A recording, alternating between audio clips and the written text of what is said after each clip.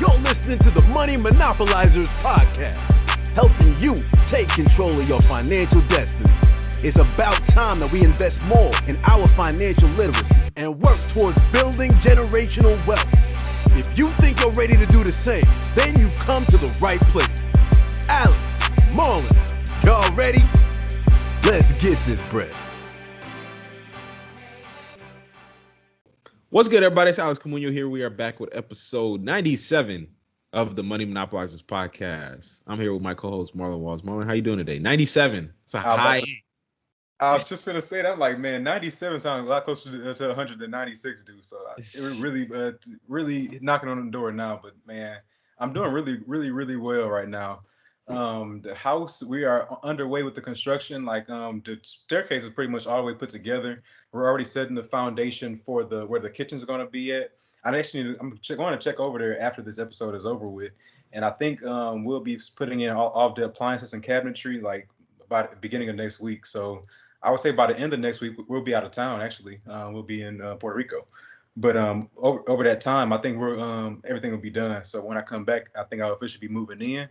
And we'll be underway with just like living alone finally. It's been a long time coming with that. So I'm super excited.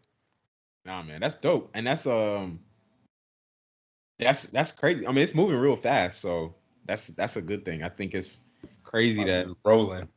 Yeah, rolling with just all the work that they're doing. They are moving super fast in comparison to most contractors. Yeah, that's good, man. That's dope. So yeah, man. But if you listen to this, then if you listen to this on the morning it comes out, then hopefully I'm on a plane to Puerto Rico right now. So yeah, exactly. I'm having a really good time right now on the plane. You could just imagine I'm enjoying myself because one thing about me is that I love vacations. I love traveling. And we haven't taken a trip, just like the five of us, since like 2018. Yeah, when we went to it's crazy. It's like, this is actually pretty nuts. So I can't really even say that until episode 100, so I'm not even gonna say that.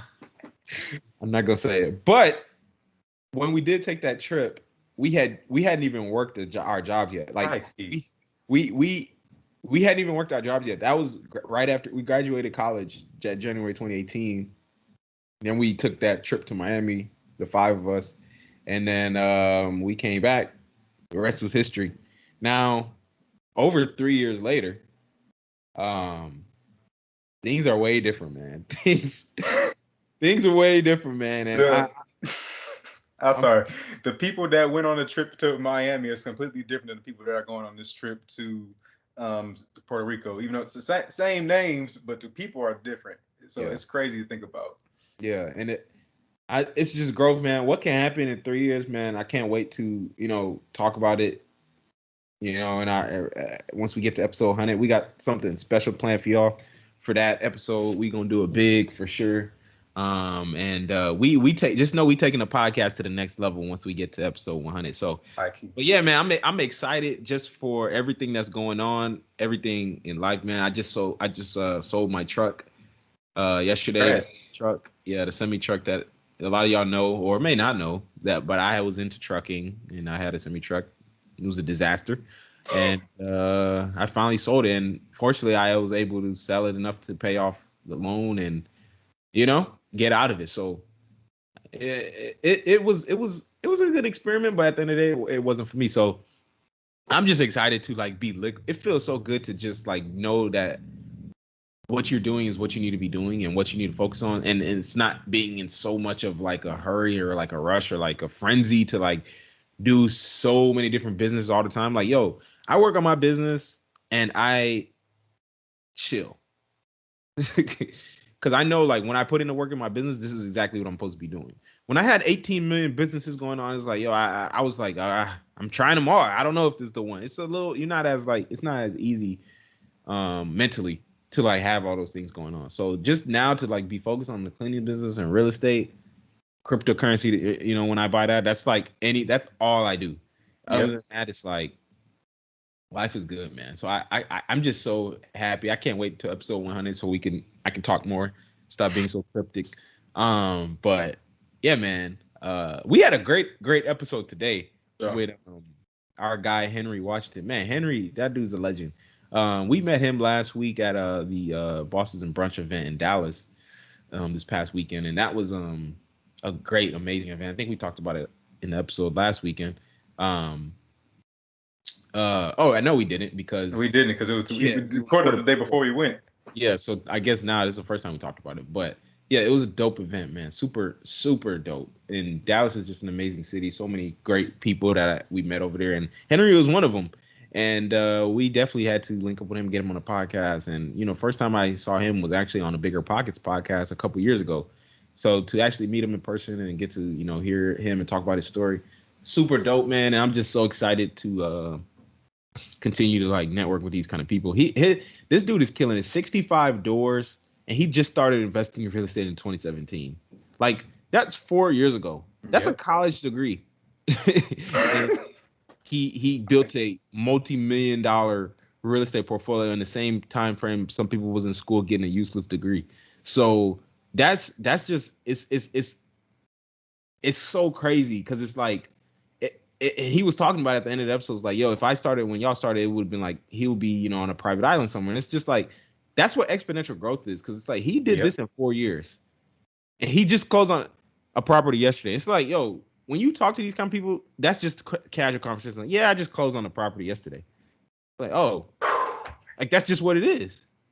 So, yo, I got to hit on that because I just think about it. And when somebody goes to buy their own house, they make this big announcement, and it's like they got the big key that's standing in front of the house. It's nothing to them, but you can see the mindset of how big this is versus the way that he casually mentioned in his conversation.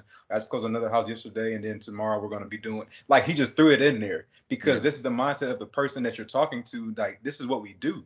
Versus somebody, this is an anomaly versus this is what we do. It's just a different way of having a conversation, which is why I love those networking events that we went, like the one that we went to last week, that you just see people that think like that. And that's why I'm so big about getting in the room around the people that are on that level of thinking, because that elevates your level of thinking as well.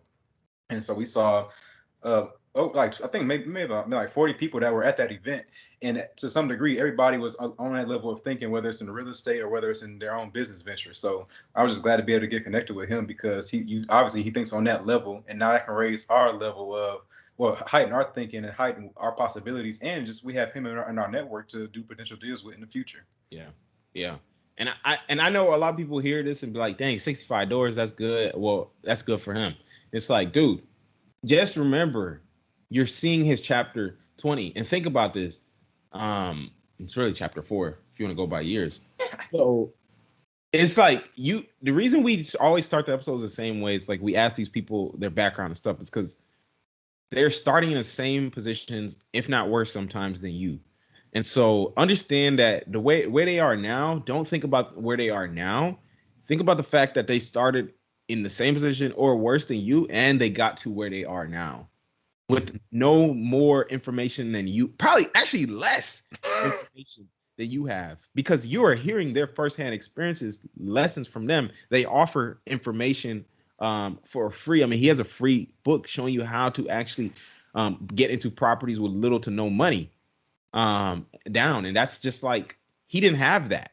He had to figure it out his own way. And we talked about that in the episode. So dope episode, man. Definitely one of my favorite real estate episodes that we've done. And we've done a lot of real estate episodes, especially if you've been rocking with us from the beginning.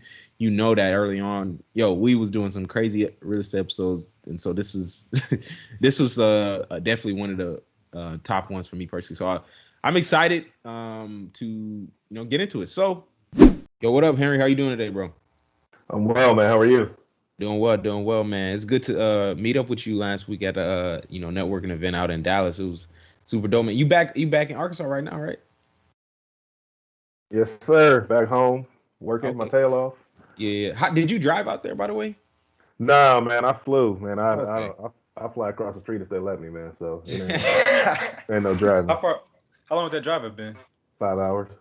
Yeah, it was super dope meeting you, man. We know we had to get you on a podcast. I was telling you, man, the first time I heard your story was on Bigger Pockets, and I know that's probably how a lot of people probably initially found out about you and kind of what you got going on, because you know, the thing about Bigger Pockets is like Bigger Pockets is a dope real estate podcast, like a phenomenal real estate podcast. And Right. for those that don't know, that's like probably, I guess that's the number one. One of the top business podcasts and probably the number one real estate podcast out. And so whenever I seen Henry on there, I was like, oh shoot, that's one that's like you don't being obviously it's like they not a lot of black people that come on that show. Yeah. There's not. So There've been a few, but not many. Yes. yeah, right. So it's like when you see one, you're like, oh shoot, that's an episode you'd be excited to watch. Man. Yeah. Man. So It was a cool experience. Those guys are a wealth of knowledge. But yeah, man, I enjoyed adding some diversity to their platform. yeah, for sure, for sure. But we ain't gonna talk about them. This not about this is about our podcast and interviewing you today. So what we want to do in this episode is really, get into really your story, but first we want to really start off with getting into your background, right? So, kind of like some of the things you saw growing up in regards to money and, finances, and also how that kind of shaped your mentality, what you were doing when you were 18, and kind of how you got to where you are today. Because obviously you have done a lot of things. You have a phenomenal portfolio, and I want you to get into all of that today. So if you don't mind starting there from the beginning, then we could kind of go from there. Yeah, man. So my folks, I had a upper middle class background, right? So I'm not one of those people who had to get it out the mud. My parents provided a good foundation for us. Both college educated, and my father was a high school art teacher for his career, and my mother was so she was the head of the waste management department for the county that we grew up in, and so they both had decent roles, and but they had to work extremely hard to be able to get the degrees that they got, and then to break into the workforce, um, as black folks in a predominantly white town, blue collar town. It was a small town in California, and so they understood the value of education, right? So they understood like, and so since I remember this whole that we were going to go to college, I think our options were college or the military or move out. Like it was one of the three, right? And so and I believe that they pitched it like that because they just really wanted us to be able to go get our education, because that's what they were taught. They were taught, go get your degree, and then you go join the workforce, you get a good job, you work your job, you take care of your family, you retire at some point, right? And because it worked for them. But what my dad also did that was pretty unique is my dad always had a business. He always had a side hustle, right? So my dad, he owned, so for like 10 years of my life growing up, from like elementary school through the end of high school, he owned a barbecue restaurant. And so like he would go to work all day and teach, and then he would get off like at lunchtime, he would go shopping for the restaurant and get the things the restaurant needed for the day, and he would go drop it off. And then after work, he would go cook, like so the food would be there for the next day. And so like he was hustling. And so like I saw that. He never ever talked to me about owning my own business. But I saw him do it. Like I saw him be successful at it. He also owned an arcade at one point. He had vending machines back in the day. Like, so he always had some sort of side hustle. So I saw the value of entrepreneurship, but I never really, we never talked about it. Like he was never like, hey, go start your own business and go to school. It was always just like, go to school. And so there was the value in that came like when it became time for me to start thinking about entrepreneurship as a path for myself. Like when I started thinking about owning rental properties and treating it like a business, I never had that fear of like a lot of business owners get before they get started, this fear of starting a business, because I saw my dad do it for years. Like I knew that it could be done. And so like even though he didn't talk about it with me, or even though he wasn't like pressing it in my head that I needed to have my own business on the side, like it was still there, and it still benefited me when it was my turn. That's a very interesting concept right there, because usually when somebody is very entrepreneurial, or at least the concept that we talk about, like me and Alex and the few people that we have on a podcast, we want them to pass down not only the wealth but the knowledge of how Right. to get into that industry. And so the fact that your dad never told you, I wonder if he had like a plan behind it. Like, I want to expose you, but not necessarily just beat it Yeah. into your head, because some people do take that in the opposite sense. Like, they saw, man, somebody would definitely say, man, my parents were just so gun ho about the entrepreneurship. I just didn't want anything to do with it. So some people may take it like that. So I wonder, if were you ever able to figure that out, like why he didn't really talk about it too much to you? So yeah, man, you know, he and I probably need to have this conversation now in more detail, as two grown men. You know, my gut tells me that my father, so he had the side hustles. I think because you know teachers don't make a ton of money, right? And Mhm. um, I think he was doing them to supplement his income, and so I think really what he was trying to teach me was the value of hard work. Like if you go out and you work for it, you can make extra money, right? Uh,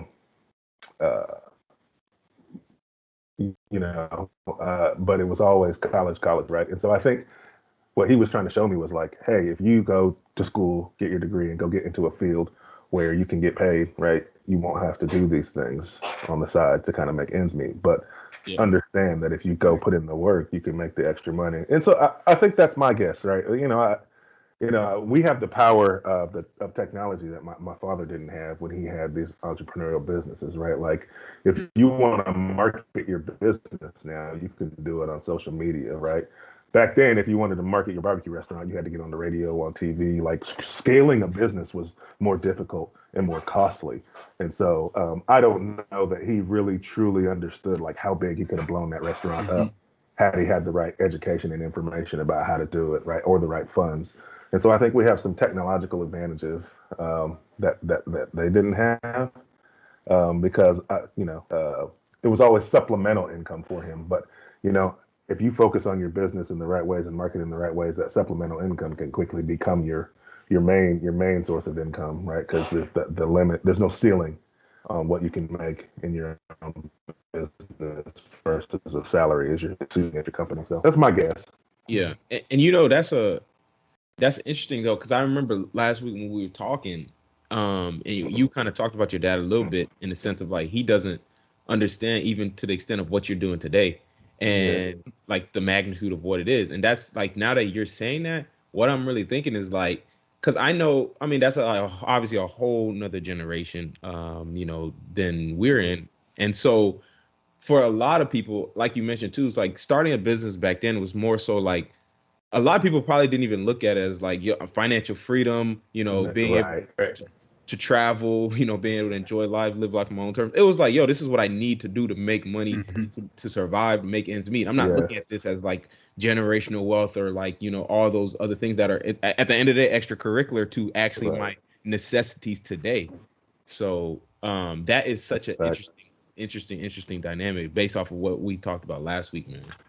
Yeah, absolutely, man. You know, and it's you know, there's no knock on like because we all I think a lot of us who are on this entrepreneurial journey, especially when you're young on this entrepreneur, our folks will be the first ones to be like, "Are you sure, smart? Right? Like, are you sure this is what you should be doing?"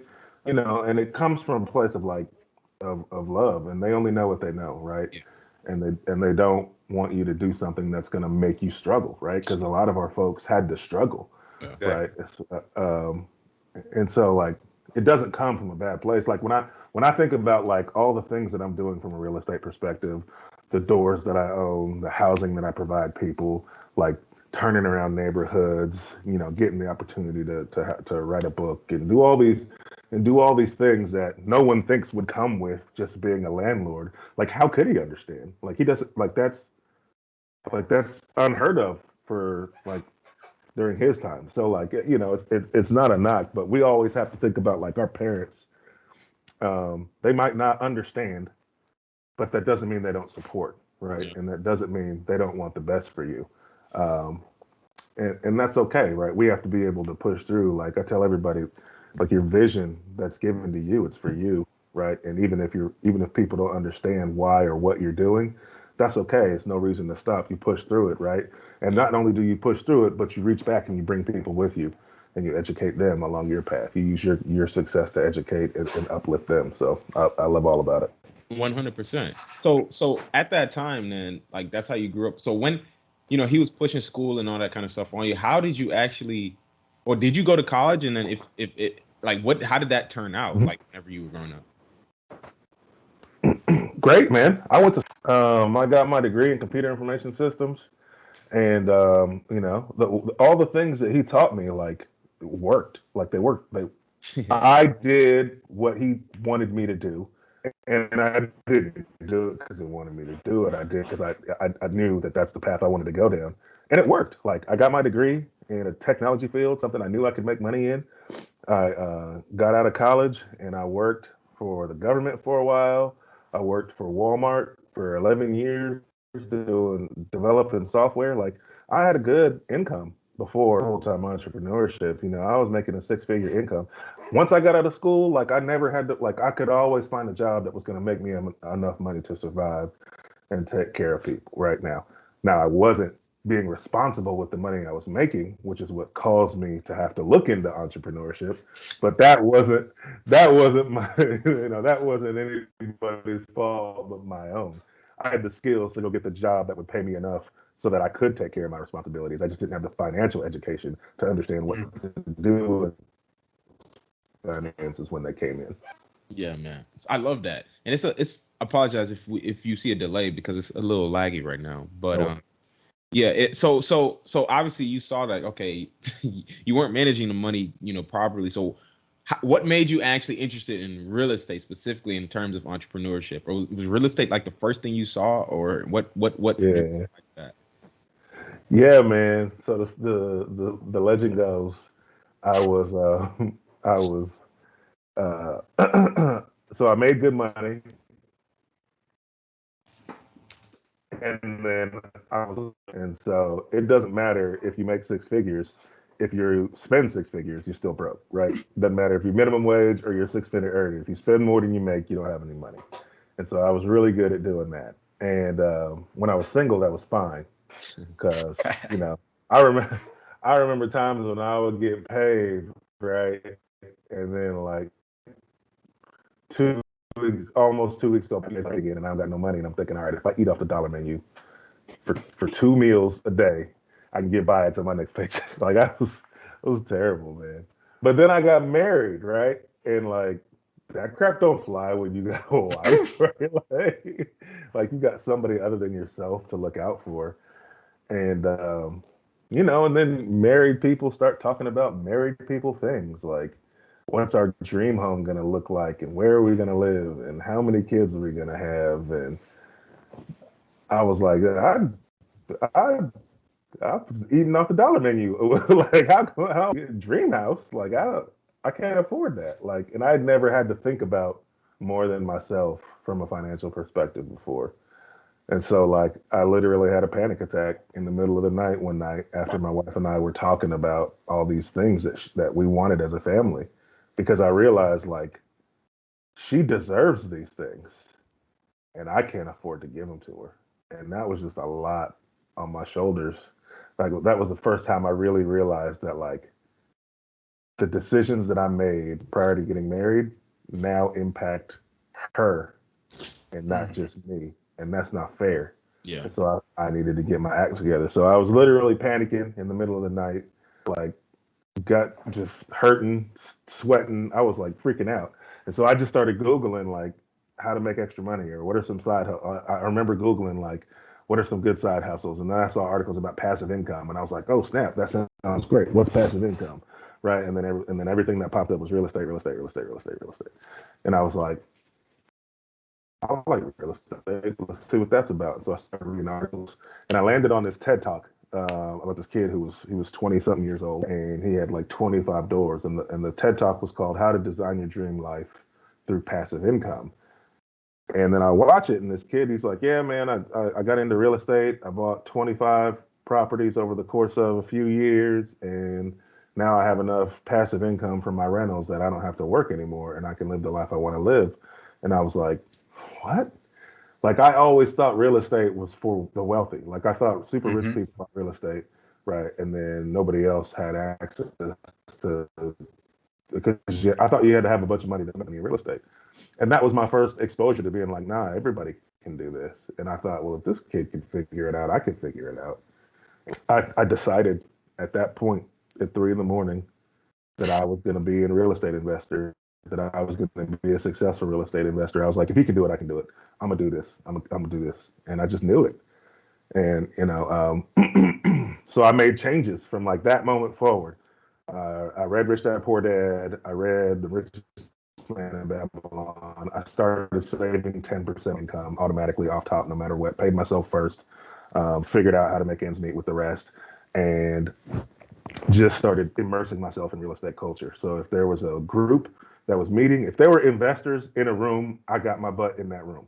If there were, if I was in the car, I was listening to podcasts, I was listening to books. If I was at home, I was reading books. Like it was all just immersing myself fully in everything real estate. Even though like, and I think a lot of people they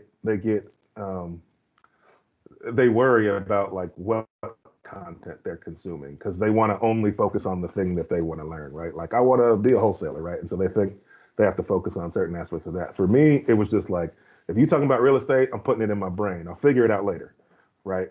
I'll figure it out like what my path is going to be later, but just give me all the knowledge and then get me around people that are doing it. Because if I'm going to do it, hey, I got to believe that I am that thing. And if you are that thing, then you're around other people who are that thing. If you hoop, you hang out with hoopers, right? Like if you play football, you hang out with football players, right? If you're going to be an investor, you need to be around investors, period. And those things really helped set me up so that when my first deal finally came to me, I had this network of people to help me kind of get over the hump. Yeah. You know why I love that? Marlon, I'm gonna let you go before I ask another question, but you know why I love that? It's so because your stories up to this point is like so textbook, in the sense of like typically, and it doesn't really matter how people get in, but like you're like you said earlier, it wasn't like a rags to riches kind of thing. It wasn't like, oh, I got a handout. It wasn't like, oh, I had to go out through all these trials and tribulations. And I'm not saying you didn't go through any, but it was pretty linear in terms of like everything leading up to probably that first deal. And the reason I think it's so important is because of one thing you said. You said, I decided at 3 a.m. I decided.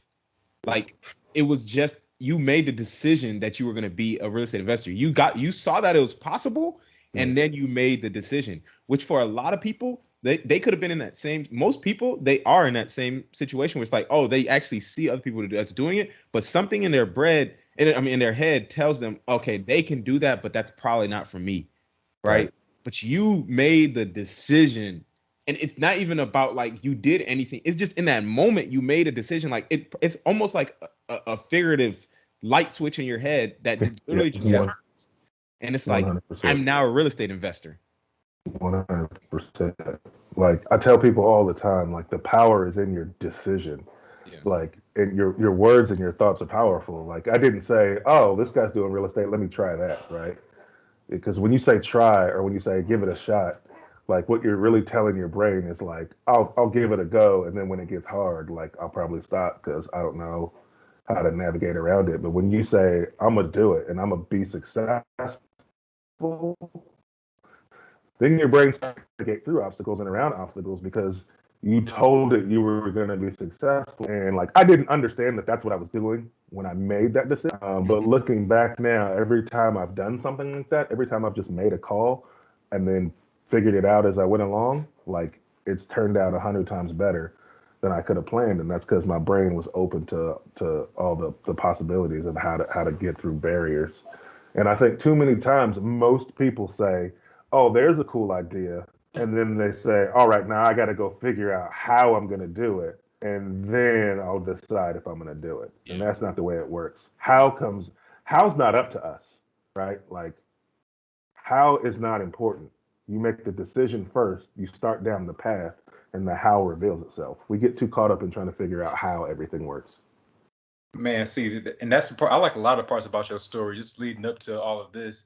The first thing I liked about it was that you were just living a standard paycheck to paycheck lifestyle, regardless of how much you were bringing in. You were still on that paycheck to paycheck mentality. It just that's the status quo of most of society. We're not nobody's just naturally thinking 10% of my funds need to go to paying myself first. That's not a natural thing that we're even taught. So we just operate based on money comes in, money goes out, and that's it. But it wasn't until you had somebody else dependent on you that then something flipped a switch in your head that said, you know what, I can't operate like this because somebody else is dependent on me. And for a lot of guys, especially, that usually is one of the triggers, whether it's a wife or whether it's a kid, that usually just says, you know what, somebody else is dependent on me. I can't have them living off the dollar menu at McDonald's. Like I got to provide better in that sense. That's like a prehistoric thing just about men providing. I think that really dates back to there. So that I know that definitely helped with the switch. But one thing I also liked about it, and just I cherish about this entire generation, is that we had the internet to leverage. Because one thing that the previous generations just didn't have the opportunity to do is say at 3 a.m., I'm gonna search on the internet how to build wealth. Yeah. And they're not gonna come across a TED talk with a dude talking about how he's able to make passive income. But understand that everybody has the same opportunity. We all have, if you are listening to this podcast, you're probably on some type of device, on a phone, a tablet, or a computer, where you're able to do the exact same thing. How can I build wealth? And that's a very simple statement that has led to this entire journey, because of the fact that you just say, you know what, there's a way to do it. I just don't know the way. I need to go seek the information out. So you just utilizing one single tool, just your phone that you use every day, that allows you to starting this entire journey. And the last thing that I really liked about it was that you kept your options open. Like you said, people will see wholesaling and be like, oh, no money or little to no money, I'm going that route. But there's so many different options that are out there that you can still get into real estate by utilizing with little to no money out of pocket when you do it the correct way. And so now I really want to start hitting on that point. Like, how did you get into your first real estate deal after all that being said? Because you surrounded yourself with information, with people that are telling you their stories. So now how do you get into your first deal from there? Yeah, so once I made that decision at 3 in the morning, and I started to immerse myself in the culture and all those things, the other thing I did was I just started telling people I was a real estate investor. I only had $1,000 in my savings account. I didn't have great credit, but I was going to buy property and I knew it. So I just started telling people I was a real estate investor. If I didn't believe I was going to be an investor, why would anybody else believe me? And so I just started putting it out there, right? Because then that puts pressure on you. Because then you got to go do it. You start telling people you're doing it, and then they start asking you about it later. You don't want to be like, oh man, I quit. No, nah. So, like, I put it out there, and that brought me my first deal. My buddy heard that I was buying property. He had a house he had to sell. It was super time sensitive, and he only needed to make X amount of dollars. Like, he didn't care that there was equity in the property. Like, he was like, I got to make 17 grand. If I get 17 grand, you can have the house for this price, right? And so he was like, but I got to close by this date, because he had to go buy another property that he needed the money for, and that deal was time sensitive. And so I told him, yeah, man, I'll buy it, right? And I didn't know how. I literally, like, not that I didn't have what I needed. I didn't have what I needed, but I didn't even know that I didn't have what I needed. Like, that's how green I was about the whole process. But I still told him, yeah, man, I'm gonna buy it. Right? That was like, I had to figure out contract. And so I started looking up real estate contracts, and I was like, here, let's just fill this out, right? And we signed the contract, and then I took that contract and I went to a bank, started talking to banks to try to figure out how I was going to finance it, and I figured out that I needed $20,000. I only had $1,000 in my account, so I was like, cool, I need $19,000 in 30 days. How do I find $19,000 in 30 days? And I started looking around my house and doing math, and I didn't have enough stuff in it that I could sell for $19,000. So I leaned on my network, right? Because I was immersing myself in this real estate culture. So that means I had rooms full of people who were in the game. And so I started asking other investors, like, hey, I've got this deal. I got to close on it in 30 days. How can I come up with this money? And one of my good friends is actually, I'm going to his birthday party today. But we're business partners now. We weren't then. We were just friends who were investors. And I reached out to him. I really reached out to him, to be real. I reached out to him because I couldn't figure it out. Like I didn't know how I was going to get it, but my buddy who was going to sell me the house was in a pinch. So I was like, if I can't buy it, like at least I'll go find somebody to buy it because I want to help him, Yeah. and I don't want him feeling like I was some fluke, right? Like I was pulling his chain. And so I called this guy because I knew he was a buyer, and I was like, hey man, I've been trying to figure this thing out. I can't figure it out. I can't get the money in time. Here's the numbers. It's a good deal. Can you buy it? And he was like, man, it's a great deal. He was like, I will buy it. He was like, but if you're going to be a successful investor, you need to figure it out. Sheesh. Figure it out. Wow. You need to figure out how to buy this. And like I owe him a lot for that, right? Because that was my intro to entrepreneurship, right? Because that's the entrepreneur's credo is if Figure it you out. don't figure it out, period. It's plan A or plan A, right? Like that's what we do, right? And I didn't know that then. Um, and so basically he was telling me, he was like, it's not that you can't figure it out. It's that you just haven't educated yourself enough to know how to go buy it yet, Hmm. right? It's the how you can buy it exists. You just don't know it yet. So we need to think some more, right? And so he helped me brainstorm, and we were just throwing ideas out. And he was like, "You got a 401k?" And I was like, "I don't, but my wife does." He was like, "Use your 401k." I was like, "Yeah, but you got to pay all these penalties and fees and interest." He was like, "No, no, no. I think you can borrow against it." Like, so he didn't really quite know. I didn't really quite know, but the idea was like, all right. So we started Googling out, look into it. Sure enough, you can borrow against your 401k. The employer takes the payments from your paycheck. So you got to pay it back. You borrow some money, you got to pay it back with interest, but it's your money, so it's your Mhm. interest. And then they take the payments automatically out of your paycheck, but the payments come out pre-tax, so it actually helps your tax status because it reduces your taxable income. And I was like, oh snap. So I called my wife and I was like, hey, I think I figured out a way for us to buy it if you can let us borrow 20 grand out of your 401k. And she didn't even hesitate. She didn't blink. She was like, let's do it. Wow. And so we borrowed the 19 grand out of her 401k. We bought that property, and that property, we raised the rent on the tenant in it, and it started cash flowing immediately. And that's when I was like, oh man, this is super powerful. Because I took Monopoly money and bought a real live cash flowing asset that was paying for itself and paying back the loan we used to buy it. And I was like, dude, I got to do this again, like now, like right now. And then like the super benefit to that. So this was like the really eye opening part was I bought that property for 115. It was worth 150, and so I had equity in it. My banker was like, "Hey, do you want to take a line of credit out on the equity so that you can use that to go buy more property?" And I was like, "Say what?" And so within another 30 days, I had access to like 20 some odd $1,000 that I could use to go buy another property. And so like when you're in a tough financial spot and you're trying to figure out like what am I going to do to make extra money? And then you figure out this real estate plan, and then 90 days later, you now own another house that's paying you, and then the bank's like, here's 20 grand to go buy another one. Like that was like my brain was, that's just powerful, man. Man, I there's so many different like angles I want to hit For this sure. deal with because I mean just first of all, I mean shout out to your friend that Mm. or your business partner first of all because he really didn't have to do that. Like he Right. really could have kept that deal for himself because here's the thing. You yourself, you know, like, okay, you told your friend, like, okay, I'm gonna buy this property, and you didn't want to go back on your word.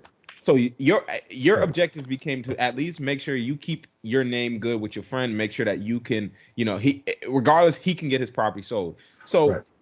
even if your friend or your now business partner, you know, decided to buy that property, it probably wouldn't. You wouldn't even realize the implications of Right. what he took away from you in that moment because Right. it's like he actually did you a favor. It would have felt like he was doing you a favor by buying that property, Right.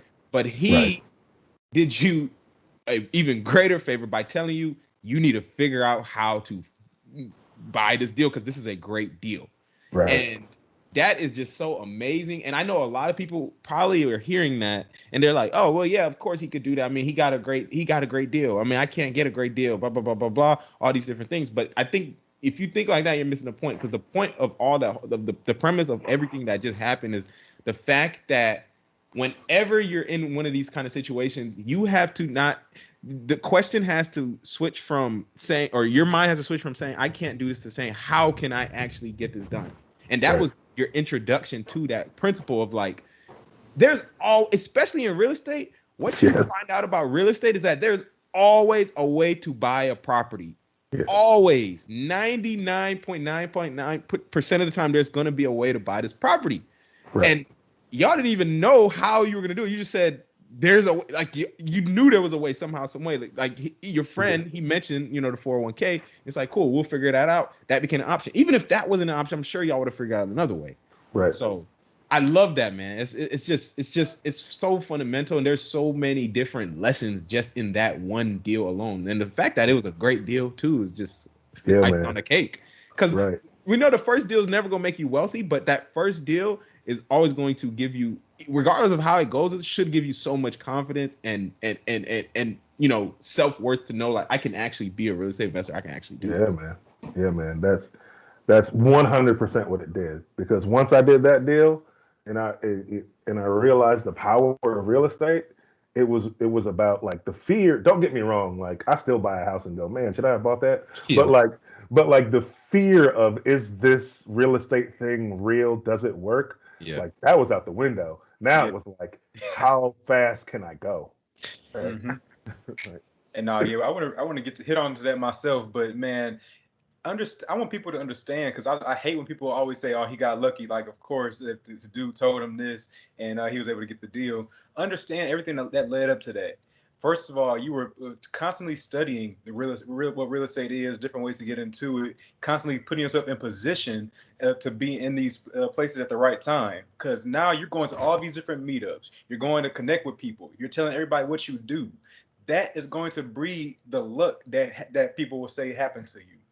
You tell somebody, and all of a sudden, somebody's like, hey, man, I got a property that I'm just looking to sell, and I need to get rid of it by this time in order to get into this next deal. That happened not because you just went up to him and asked. That happened because everything that led up to that. You putting yourself in position to get lucky.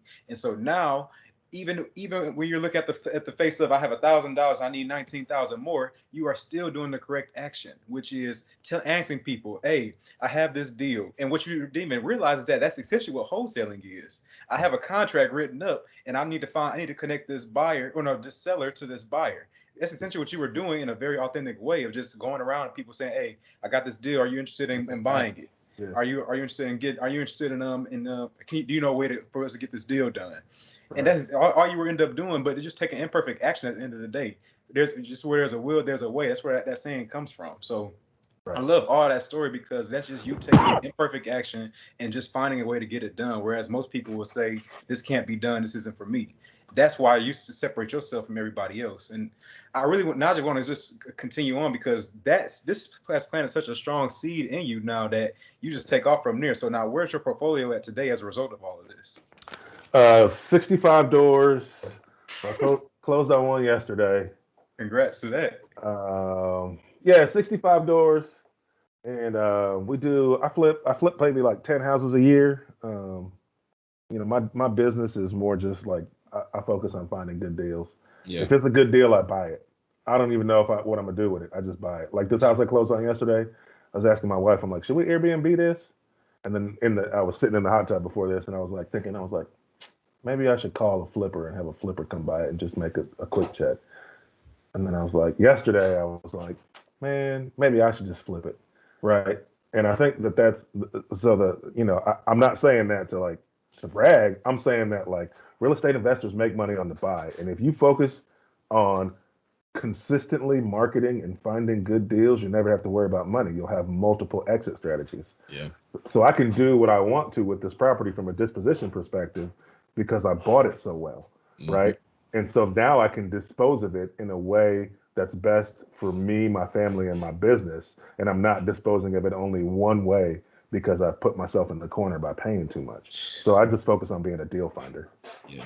And you know why I love that so much, because it's the cliche tried and true principle of the fact of real estate, that when you in real estate, you always make money on the buy. Like all the time. And just because you focus on finding good deals, that is your strategy. Your strategy is not flipping. Your strategy is not rentals. Your strategy is not Airbnb. Your strategy is not that. Your strategy is finding good deals. Facts. So, Facts. however I can do, obviously I assume you're primarily doing a lot of your own marketing and stuff like Mhm. that for your deals. Because I know in this market, I mean, if you're relying on wholesalers only and MLS, good Yeah. luck. Yeah. But Right. Right. so can you kind of talk about, because there's so many different things I want to get into in terms of like how you've built that portfolio in terms of financing and those kinds of things. But can you talk about like some of the actually strategies that you actually employ in your company to actually find these good deals? Yeah, man, 100%. And I boil it down real simple. Like, so for me, the actual tangible strategy is I use direct mail, right? And so I mail a list of people, and I send them a postcard or a letter, and I make sure so everybody on my list gets hit at least 7 times, right? And so there's consistency in the mailing, and then once I get the leads and I decide I'm going to buy a home and they agree to the price, then I use small local banks to finance those deals. And I use small local banks because they can be a little more flexible with their rates and terms because small local banks keep their loans in house. It's Mhm. up to that bank's loan committee Yeah. on what they do. And some committees are more flexible than others, depending on what the bank is or what they've got going on, right? But these small local banks depend on investors buying homes or investors buying businesses. That's how they make their money. Big banks make their money on on everybody having their deposits there and on helping you buy your 30-year fixed rate mortgage because they take those mortgages and they go sell them to somebody and they make money selling them. Small banks don't sell them. They keep them in house. They keep them in their portfolio. That's why they call portfolio lenders. Yeah. And because they keep them in their portfolio, their rates and terms are more flexible. And so I'm able to get really, really flexible terms because I build relationships, because I show success, and so I'm not paying any down payments to buy properties. And so scaling becomes a lot easier now because I'm not coming out of pocket. My main goal now is because I know if the bank is comfortable with the deal, then I don't have to pay any money. So my main goal is marketing to find good deals, and then that's how I can grow my business. Yeah. See, that's oh my God. And I don't want that to get misinterpreted or like to go over anyone's head, because essentially what it just goes back to, like, obviously, okay, you're focusing on finding good deals because the thing about real estate, because a lot of people try to do it backwards. It's like, how am I gonna finance this deal? It's like, dude, finance what deal? This trash deal that you talking about? Like this trash deal, bro. You don't even need to be trying to buy this, dude. Like leave that alone. Stop trying to focus on financing the deal. Focus on finding good deals because the money will come to you. And the thing that I love about what you say about the portfolio lenders is because it's like I and this might be an exaggeration, but I can probably I'll go out on a limb to say when Henry Washington walks into the bank, the president of the bank is meeting with you at sometimes, it's the vice president of the bank sometimes. You are a local celebrity in Little Rock or whatever city you're in, right? Yeah. So whenever you're going in there, they're rolling out the red carpet for you. When you go to Chase Bank, they'll be like, yo, just wait in line, we'll get to you at some point. Right. Yeah. But when That's, the portfolio, because like you said, they make their money from these local investors. These banks don't have more than probably $3 billion even in assets, like total across all their branches, because they're pretty small, like portfolio lenders. They don't sell their loans to Freddie Mac or Fannie Mae, so they rely on you. So you're gonna get those amazing deal, like if you're bringing them great deals. I'm yeah. sure you've done so many Oh, man. no money out of pocket deals just because of that. Tons of them, man. And it's these banks are everywhere. Yeah. They're everywhere. They want to work with you, and they have products specialized for real estate investors. Like this is what they do. And so if you understand how to kind of work those angles, Yeah. man, you can use. I tell people all the time, like I use the banks to buy my freedom. It was the bank's money that made me financially free. Yeah. See now, when you tell somebody like us that we're like tickled by like we really enjoy hearing using somebody else's money to build wealth because we believe in leverage. Now, there's also a lot of people out there that do not believe in leverage and that they think that you should be buying these in cash or they think that it's too risky. So now, what do you have to say to those people? Because it's like it's nothing but a mindset, and people have to have some type of myths dispelled about it to be more comfortable with going about it like through leverage. So, Yep. what's your thoughts on that? Yep. So, I mean, let's talk. Let's get real first, right? And so, leverage is risky. Leverage is risky, right? And everybody understands that. But then that's all they focus on. They don't focus on like, well, how do I limit my risk if I'm going to use leverage? They just say, oh, it's risky, so I'm not going to do it, right? Mm-hmm. And so the difference between those people and people like us is we're like, all right, well, how do we limit our risk if we're going to use leverage? And it always, always, always boils down to exactly what we've been talking about. If you buy a good deal, it limits your risk because there's room in the deal, right? And so if you're going to leverage something like, let's say, a 401k, like I did, and then you go and you buy that trash deal, like you were talking about, my man was looking at, right? And now he's used 30 grand of his 401k to buy a down payment on this property he's paid too much for. He can't rent it out for enough to cash flow. He can't sell it for a profit because he bought it at retail. And now that 401k loan they got to make those payments. Now he's got to make those payments for the 401k loan out of his own pocket. Plus he's got a mortgage to pay, right, on this house that he can't afford to get rented out. That's a bad situation to put yourself in. But if you buy a good deal, right? I bought a deal for 114 that was worth 150. If I would have decided, you know what, I'm just too uncomfortable, I'm gonna get rid of this house, I could have sold that house for 125 or 135, right? I would have made money still, and I would have been able to put the money back on my 401k loan. I limited my risk because I bought a good deal. And so if you're going to use leverage, leverage is great, y'all. Leverage will get you to your goals faster. Yeah. If you focus on the right things. And you've got to focus on, how am I going to find good deals? How am I going to buy good deals? Because if you're consistently finding and buying good deals, even if the market changes direction and properties start to lose value, if you've got room in your property, you've got time to sell it, right? If you've got room in your property, you can lower the rents, right? Like buying a good deal is your ultimate risk mitigation strategy. So don't be afraid of leverage. And I tell people too, like if you want to be the person that pays cash for properties, that's cool. If your strategy is, look, I just want 2 or 3 rental properties, that's it, and you can get there over the course of the next 10 years, then yeah, pay cash. Save up $100,000, buy a house, and then start saving up $100,000 again. And in 5 years, you can buy another house, right? That's cool if that's your strategy. You're not going to scale paying cash unless you have some super high paying job that's just putting cash in your pocket all the time, right? Like, so if your strategy isn't scaling or growth, sure, pay cash. But if you're trying to get to your goals, right, in a reasonable amount of time, then you're going to have to get comfortable with some form of leverage. Yeah. And this is always such a when people bring up this concept of like, being over, okay, obviously there's a such thing as like over leverage. Like if all your properties are like 97% LTV and like Right. you have like 3% equity because you did all conventional loan every year for every property, okay, it could be an issue. But like I know the way, if you're buying these properties correctly and you're buying them at a good enough discount, I assume you're refinancing a lot of your properties, correct?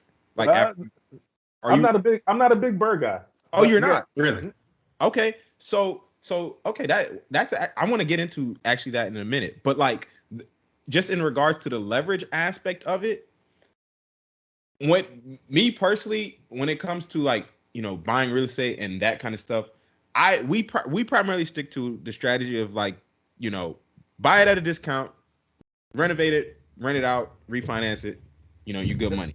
The only reason I say that we stick to that is because a lot of people try to, look at it as like, okay, I need so much money up front. But the thing is, you don't realize when you buy it at a discount, you essentially get to back into the equity on the opposite end. So the equity gets to come in on the back end, and that's what protects you in the case of like, if the market changes or anything like that. It's like I still have the if let's compare someone that put 20% down versus me that backed into that same 20% the other way.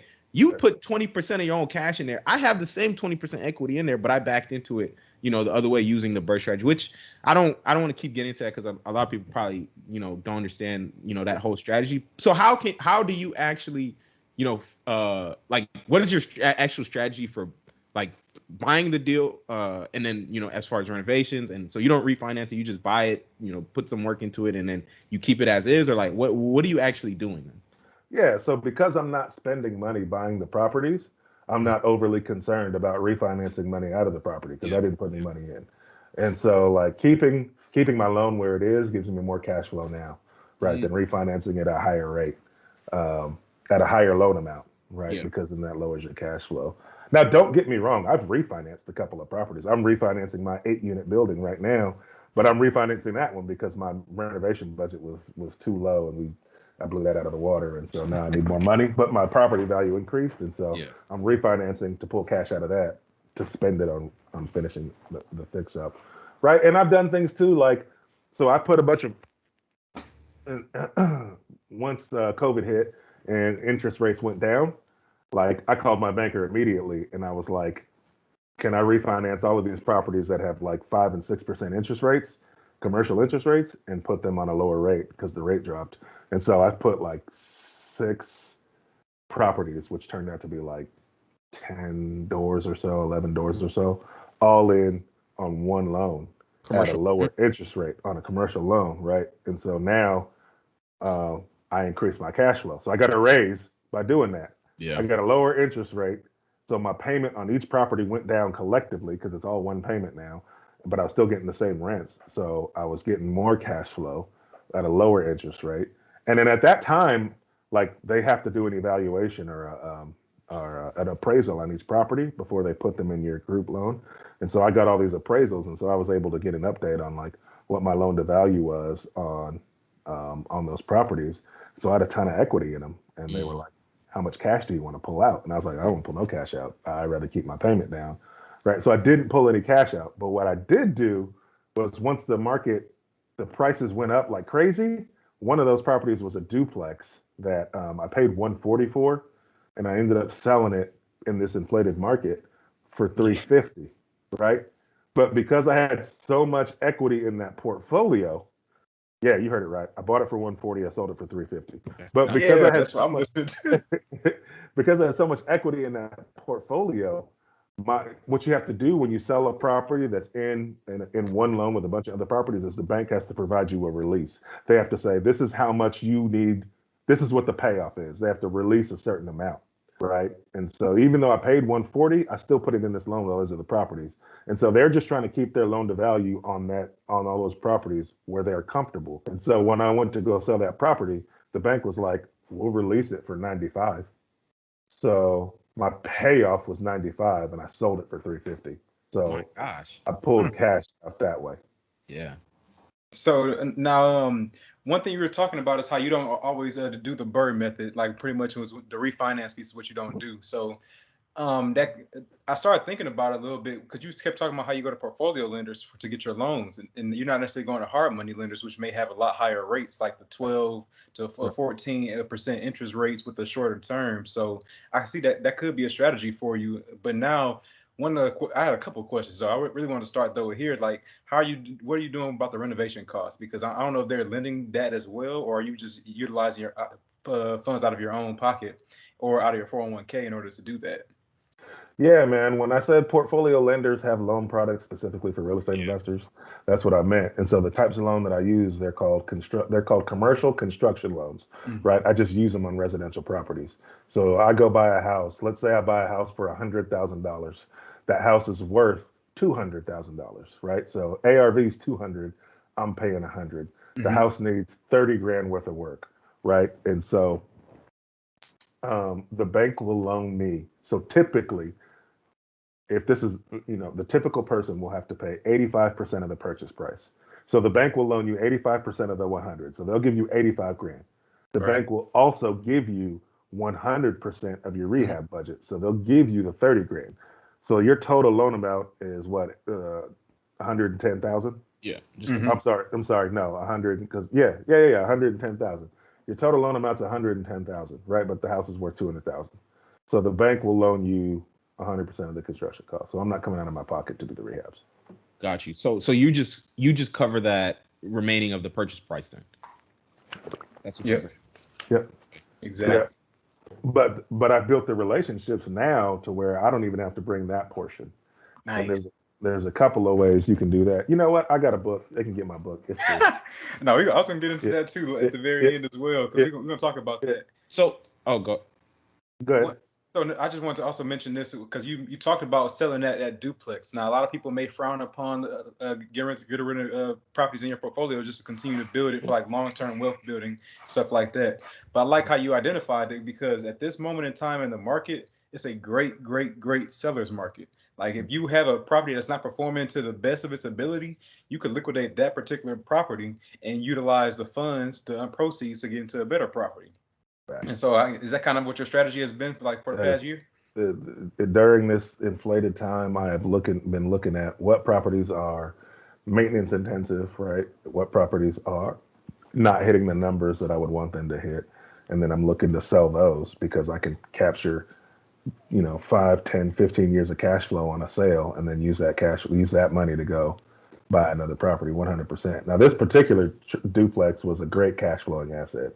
It was in a great neighborhood. I was getting great rents. I only sold it because we were able to sell it for so much. Yeah. Like that was, I mean, it would have taken me 20 years to make, you know, That's a fact. that much cash. And so, and matter of fact, the reason I sold it is because my realtor called me. He actually lived. My realtor house hacks in this neighborhood where this duplex is, and so like he's always looking at values because he lives there. Oh yeah. And he called me and he was like, "Hey, bud, I think I can sell your duplex for 350." And I was like, "No, you can't. That's ridiculous. Nobody's paying 350." He was like, "No, I think I can." I was like, "No." He was like, "All right, I think I'm gonna sell the one next door for 350." And I was like, "You know what? If you can sell it for 350, sell it. Don't sell it for a penny less. I don't want to hear nothing about anything less than 350." A month and a half later, it was gone. Oh my God. Crazy, man. Yeah. So wait, did you 1031 it or did you just Mm-mm. sold it? Yeah. Okay, cool. I mean, in this kind of market, it's kind of like you don't really because obviously with a 1031, you're very constrained. Yeah. So Yes. you got to you might just have to hit it and go. But Yeah. that's I'm not mad at that because it's like that you got to understand like and take what the market is giving you in Sure. terms of like your strategy when it comes to this kind of stuff. It's not always as cut and dry as like I got to buy and Yeah. hold everything immediately. Yeah, So man. it's good. I'm not mad at that. So then as far as like on your portfolio, a majority of your properties. Actually, there is one specific deal I wanted to talk about. I heard it on the podcast. When I listened to it, Yeah. the fire property. Yeah. That tear down one. I think it was Yeah. the two small multifamily properties that was 8 units. So Yeah. could you kind of talk about that deal? And that was a ridiculous story, man. So Yeah, man. I want you to get into that one real quick. Yeah, I like the deal because there's a lot of lessons in that deal for people, especially if you're new. And so this one, this was one of the first deals I did with that friend who told me to figure it out. Yeah. We owned this one together. This was one of our first deals in our partnership, and so we had decided to go driving for dollars in neighborhoods that we liked. And like this was a few years ago, so Deal Machine wasn't a thing yet. So like you had to go drive for dollars and write down addresses and then go home and look them up. Like you had to do the legwork. And so like we were just writing down addresses literally on a notepad in the car. And we drove past this I don't know, man. It was like a 20 unit townhome complex, and the roof was like doing one of these things. So it was in rough shape. And so we were like, man, we were looking for single families, but maybe we need to call this guy, right? And so we wrote down the address. And so when I got home, I looked up that address, and then I found the owner, and then I clicked on the deed because sometimes you can find the owner's address even if it's in an LLC or something by looking at the deed. So sometimes the LLC will have like a PO box, but if you actually look at the deed, you can see the owner's address, so you can send the right piece of mail, send the mail to the right place. And so I was looking at the deed, and I saw that the title company who notarized and stamped the deed was the same title company that I use, and then the closer at the title company was the same closer that I use, and I'm super cool with her. And so I called her and I was like, hey, Brandy, Mr. XYZ? And she was like, oh yeah, that's my buddy. I was like, yeah, he bought this apartment complex, back in. And she was like, oh yeah. What do you want to talk to him? And I was like, absolutely, I want to talk to him. She was like, yeah, I'll set it up. So she called him, set up a meeting. We all went to lunch a couple of days later, and he took us on a tour of that property. We looked at it, and we couldn't pay him what he wanted for it. And right as we were leaving lunch, I was like, "Hey, man, y'all got anything else you want to sell?" And he was like, "Man, I got." He was like, "We got these duplexes. They're bad though, man. They're bad. You don't want those." And we were like, "Nah, that's the ones. That's what we want." He was like, "No, they're really, really bad." And we were like, "Yeah, let's go check them out." And he was like, "You know what? Y'all just go." He didn't even want to go. He was like, "Look," he was like, "Look, y'all just go." He was like, the doors are screwed shut, so all you need is a power drill. You can get in. Like, ain't no keys, right?" Like, and so like we go look at it, and they're rough. It was 4 duplexes all on one street. It used to be 6 duplexes, but 2 burned down because there was drug activity, right? And so those were gone. And so it was 4 duplexes, 2 lots. And we went and we looked at them. Sure, they needed a ton of work, but we were like 8 doors. Let's see what he wants for them. And so we basically we ended up going back and forth for a while because he was playing games. But at the end of the day, he was like, "Just give me what I need to pay the bank off, like for what I owe on the property." And we were like, actually, he said, "I want to make $5,000 over what I owe," because he wanted to go, play with somebody. So he owed just under 200,000. So we ended up buying 4 duplexes for a total of 200K. We got a loan for the renovation budget, and so we were able to start renovating them. And I would say we've got 6 doors rented. We're finishing up the other 2, and then we're going to build on the empty lots. But we're getting $700 to $900 a door out of each one of those, right? And so if you do the math, man, it's cash flowing as it sits, right? So it's cash flowing great as it sits, And it's not right? fully occupied yet. And it's not. So I got 2 more units that'll be occupied in the next, 60, not 60 or 120 days, right? And then we got 2 empty lots, and it's zoned residential multifamily, and Oh shit. we can put 4 units per lot, so we can put another 8 units Wow. on the street. So it's not even done paying us to its full potential yet, and it's already Mm. one of the best deals. You got that deal for 200,000, and then you're saying that We 6 of got we got about 150 in it. okay, so the 350,000 you're all in at right now, Mhm. and your cash was kicking you out 4,800 a month. You average like 800 times 6. Yeah, Then you got a potential. Well, you still have 2 that's not rented out because you're still fixing them up. Got another 6, or I think how Eight. many? 4, 8. Yeah, eight. Got another 8 coming in, yeah, and if they all average another 800 apiece over yeah, those next 10, was that 10 total units, 8 and then yeah. 2, that's another 8,000. That's 12,800 in cash, and just in revenue per month off of this Right. deal that came because of the fact that you just decided that you wanted to, like, you saw a deal that you were looking at, Yep. didn't want to go on that one, but you answered a simple question: do you have another deal? Do you Yep. have anything else in your And portfolio? everything else. It's Yep. just it's little things that breed what people will call luck. But you are just answering the right questions. You're putting yourself in position to get these situations because you are just continuously taking the right action. For one, you've Right. probably heard different. You probably from the research that you've done in the past. I'm sure because I know we us listening to bigger pockets. We've heard people do that all the time. Yeah. If somebody doesn't have if somebody won't work with you on one deal, they may have something else. So it's just as simple as asking about it and saying, do you have anything else in your portfolio, or do you know anybody else that has Yep. something they're looking to sell? If you Facts. continue to put it out there that you do real estate, that you're looking for deals will come to you because of that, and that's how you Facts. create these type of situations for yourself. I've done multiple videos on my Instagram about positioning, man. Like positioning is so key. People think that like deal finding or finding good deals, like everybody's lucky, right? And the guy just happens to find all the good deals. They just fall in his lap. Yeah, did the deal what my buddy called me about fall in my lap? In a sense, yeah, right?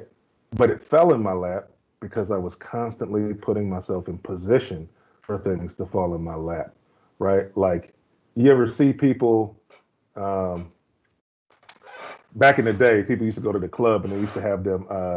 They used to have the whirlwind machines, and they put a bunch of money in the Yeah, whirlwind machine, and they let somebody go inside, and they capture all the money, right? And Yeah. so if you go in there and you just reaching and grabbing, you might come out with a couple bills here and there, right? But if you go in there and you put yourself in the right positioning, so I watched a guy at the club one time. He went in there and instead of just reaching and grabbing, he just propped his whole body up against one side of the circular tube. And so as the money started to swirl around, it just started to all bump into him, and he walked out of there with all kinds of cash because he positioned himself to take advantage of the opportunities that were around him. Right? It's all about how you position yourself. If you are constantly putting yourself in position to take advantage of opportunities, when the opportunities are floating around you, you're going to be the one to grab them. Mm. Yeah.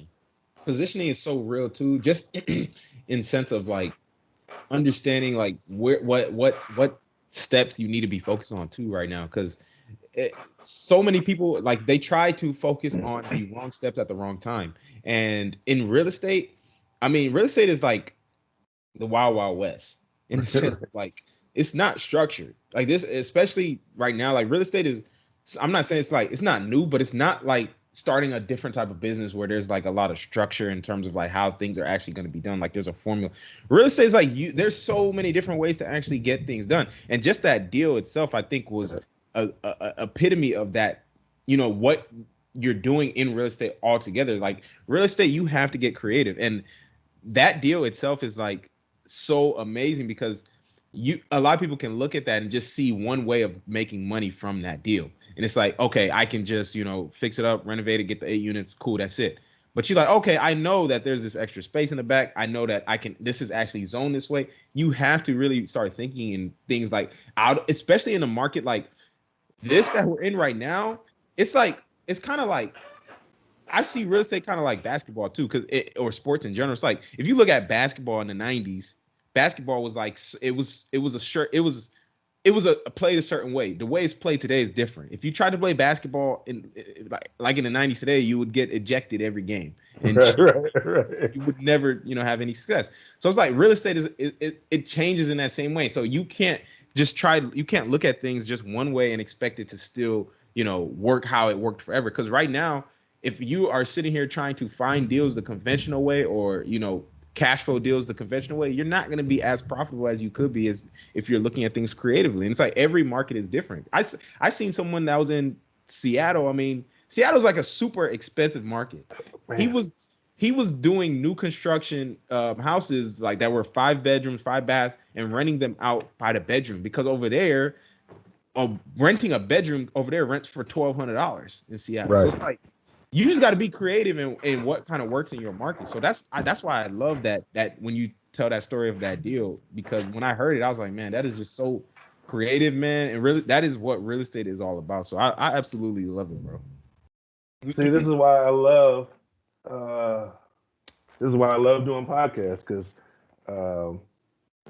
I get gems too.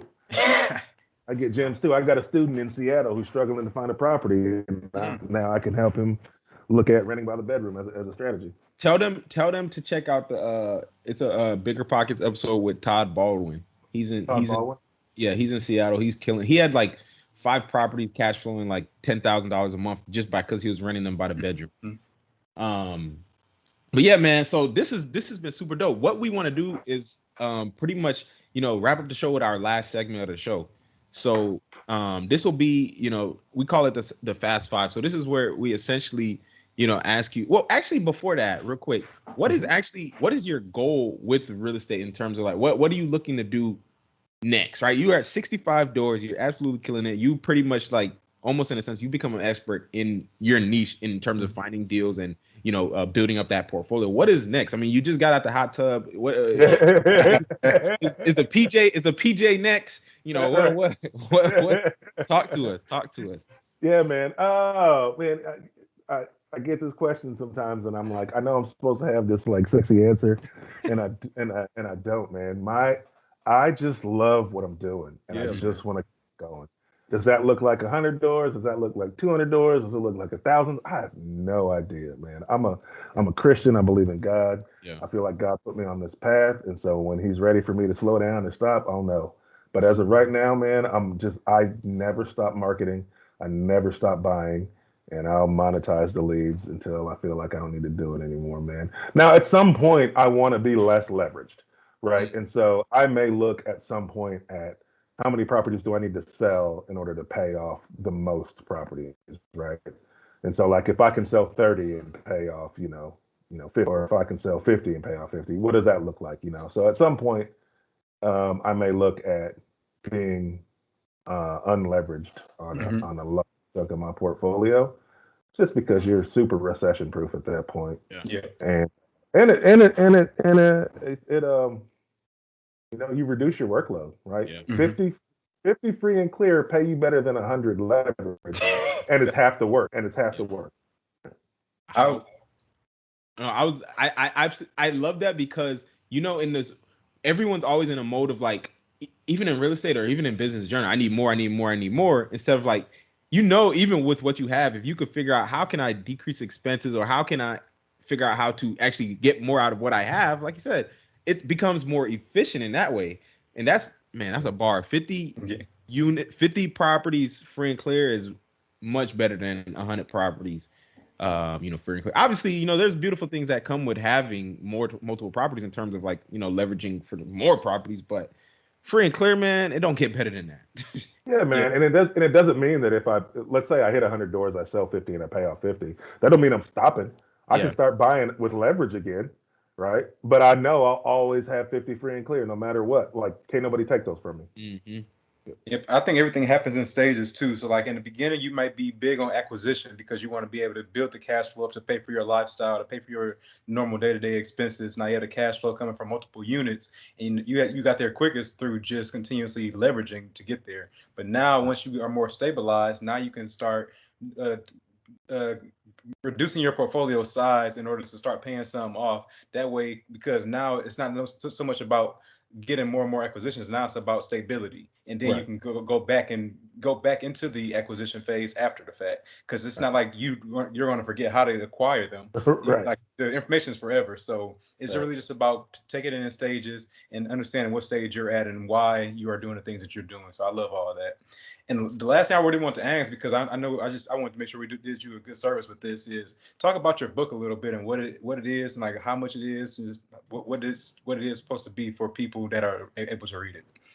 Yeah, man, my whole book, I put together my strategy on how I'm financing deals. Like, it's called How to Finance Deals with Little to No Money Out of Pocket, Utilizing Small Banks, right? It's my literal blueprint to how I've been able to finance deals like we've talked about without having to come out of pocket. There's a bunch of different ways, a bunch of different strategies. I put them all in the book. It's all in there. Like it was a course. I just took the course and I turned it into a book. The book's free. Just go to henrywashington.com. You can get the book. It's free. You got to pay shipping, but it's free. And I bet it's probably still people in your DMs asking you how can you do it too. Every day, man. I just send them the link. Exactly, bro. Oh man, that is nuts. Okay, cool. Let's wrap up the show then. Like I said, with our last segment, this will be the Fast Five. So this is where you just answer the 5 questions in 10 seconds or less, and we'll just alternate. So I'll take the first one, and then Marlon get the next one. So first question: what does success mean to you? Oh, that's a phenomenal question. Time. For me, success is the ability to do what I want to with my time, and for me, that means helping others and hanging out with my family whenever I want to. Period. Yes, sir. Love it. Question number 2: what is your favorite money or business book? Money or business book. I really liked The Millionaire Real Estate Investor for Gary Keller. So for new investors, that's a great overview of the entire business of real estate investing. So it's not going to dig detail, but it'll give you a great, it'll give you the walls, right, the frame. Mm-hmm. I should go back and read that book, because that was the second book I ever read on this journey, and I think it was too over my head at the time because I just wasn't I didn't know enough about real estate, I feel like. But I think that's actually a very good foundational book, though, if you can comprehend what's going on. I don't think I could at the time, though. So next question: what would you rather have $1,000 a week for life or $1 million today, and why? Wow, that's a good question.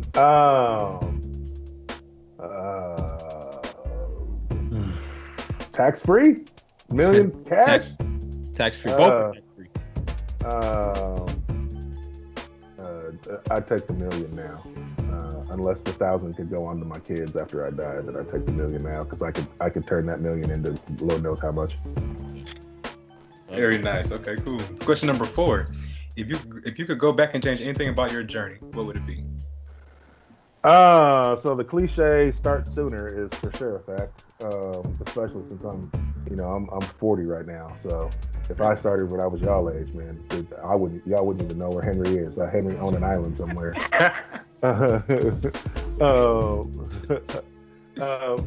For sure, I would definitely have started sooner. I don't know if there's anything that I would change other than starting sooner, because I'm just a believer in, like, again, I'm Christian, right? I believe in God. I believe everything happens for a reason. Yep. And so, like, the fails or the mistakes that I made, I believe they happened so that I would learn this lesson that keeps me out of maybe deeper or bigger trouble later. And so, like, for me to go back and change one of those things might be setting myself up for a big L later. Yeah.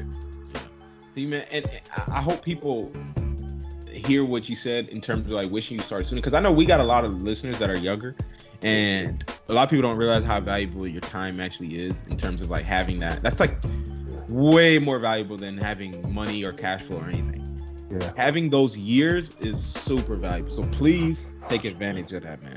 Please take advantage. Listen to these young men, man. Like, I don't know. It's hard to get young folks to think about time because y'all think you got all of it, right? Yeah. And now it's funny. Like, once you hit an age like 40, right, to where it's like 40 is that age where you start to realize, like, most of your life is behind you, right? Sheesh. Like, and I got young kids, man. Like, I got a 2-year-old and I've got an 8-month, right? And now, when you have young kids and you hit this age of 40, it's like everything is about how do I maximize all the time up front that I can, like, with them, for them, right? And when you're in your 20s, you do have some time, but that is important if you take advantage of it.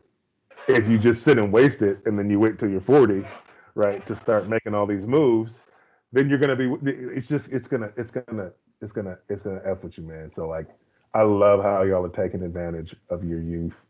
I can't wait to see y'all once you're 40. I probably won't even be able to find y'all. Y'all will be on that island. On that island. Man. Love it. Oh, man, I love it, man. I love it. But last question, then, where can people find out more about you, man? Instagram, best place, at the Henry Washington on Instagram, or you can go to www.henrywashington.com and grab that book.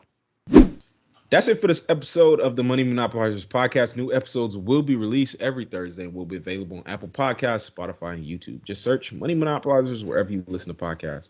We hope you learned something of value, and if you did, we'd appreciate it if you rated us 5 stars and left us a review on Apple Podcasts. You can find out more info about us on Twitter at the Monopolizer or IG at Money Monopolizers. We post informative content on there that'll keep you engaged. So be sure to check that out and share those posts. But until then, we out of here. You've been listening to the Money Monopolizers podcast, helping you take control of your financial destiny. To learn more about how you can be in control of your money, visit moneymonopolizers.com. We'll catch you next time when Alex and Marlon share more personal finance and wealth creation tips with you. Now it's time